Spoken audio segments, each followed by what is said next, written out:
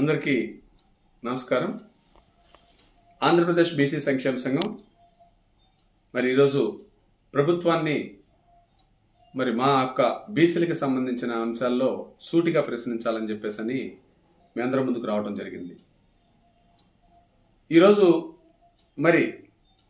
ఆర్థిక వ్యవస్థని బీసీల పట్ల చాలా శ్రద్ధగా మేము చేస్తాం, వాళ్ళ యొక్క డెవలప్మెంట్లో మా భాగస్వామ్యం పూర్తిగా ఉంటుందని చెప్తున్న ఈ ప్రభుత్వం నిజంగా సిగ్గుపడాలి.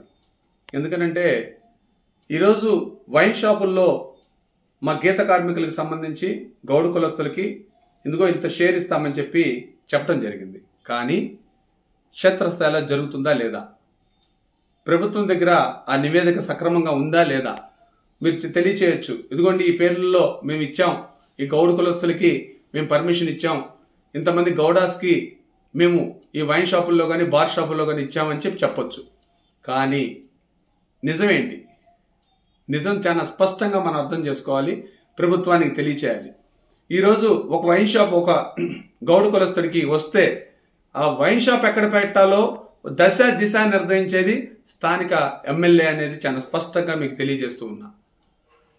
ఆ వ్యాపారంలో లాభం వచ్చే ఏరియాలో నాకింత షేర్ కావాలని చెప్పేసి మా మనుషుల్ని పెట్టి వ్యాపారం చేయిస్తామని చాలా స్పష్టంగా అక్కడ ఆ యొక్క ప్రభుత్వం ఎమ్మెల్యే కనుసైకిల్లో నడుస్తుందా లేదా, ఇది నిజం కాదా? ఒక్కసారి ప్రభుత్వం దాని దృష్టి పెట్టాలి.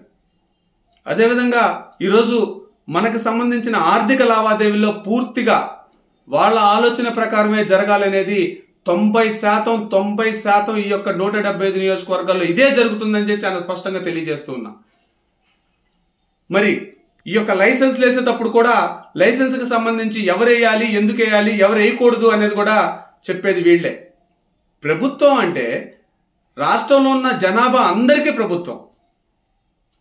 ఇక్కడ కేవలం ఒక పార్టీకి సంబంధించిందే అనే దాంట్లో, అదేవిధంగా వాళ్ళు చెప్పిందే జరగాలి అనే దాంట్లో కూడా చాలా స్పష్టంగా జరుగుతుంది అనేది మీరు అందరూ అర్థం చేసుకోవాలి. మంచిదే, ఆ యొక్క పార్టీలో ఉన్న వ్యక్తుల్లోనే ఎవరికి ఉంటుంది అదంతా. ఆ పార్టీల్లో ఉన్న మా గౌరవ కులస్తులకే ఇవన్నీ దక్కుతున్నాయా? వాళ్ళు నిజంగానే ఆర్థికంగా డెవలప్ అవడానికి వాళ్ళు చేస్తున్న కృషిలో నిజంగా ప్రభుత్వం భాగస్వాములు అవుతున్నారా? లేదు. చాలా స్పష్టంగా తెలియజేస్తున్నా, చెప్పటానికి పేపర్లు పులుల్లాగా వీళ్ళు ఉన్నారు తప్పితే క్షేత్రస్థాయిలో ఇది జరగట్లేదు. మీరందరూ గమనించాలి, కావాలంటే చెక్ చేయండి.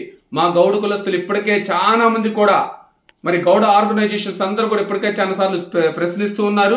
దీని మీద ప్రభుత్వం సరిగ్గా స్పందించట్లేదు. తప్పకుండా ఆంధ్రప్రదేశ్ బీసీ సంక్షేమ సంఘం దీన్ని తీవ్ర స్థాయిలో ప్రజల్లోకి తీసుకువెళ్లాల్సి వస్తుంది. మీరు చెప్పటానికేమో లక్షాధికారుల్ని కోటేశ్వరులను చేస్తానని చెప్తున్న ఈ ప్రభుత్వం క్షేత్రస్థాయిలో అనగదొక్కుతుంది అనేది చాలా స్పష్టంగా తెలియజేస్తున్నా.